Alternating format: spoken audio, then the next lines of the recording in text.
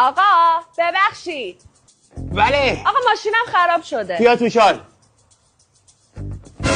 خانم چیکار میکنی؟ آقا خودتون گفتی بیای تو چال. خانم ماشین رو گفتم بیاد تو شال. آها ببخشید. برو کابوتو بدم میام بالا خودم میبینم. برو. باشه. خانم بده بالا کابوتو.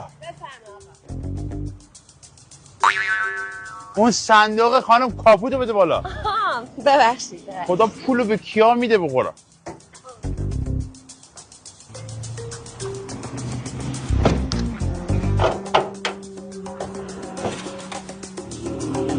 خانم ماشینتون روغن نداره که 4 لیتر روغن میخواد. باشه. آقا من نمیدونستم معمولی میخوان یا سرخ کردنی. بعد 4 لیتری هم نداشت دیگه 4 تا 1 لیتری گرفتم. خانم گرفتی ما رو؟ نه آقا من کسی رو نگرفتم. من که اینجا وایسادم.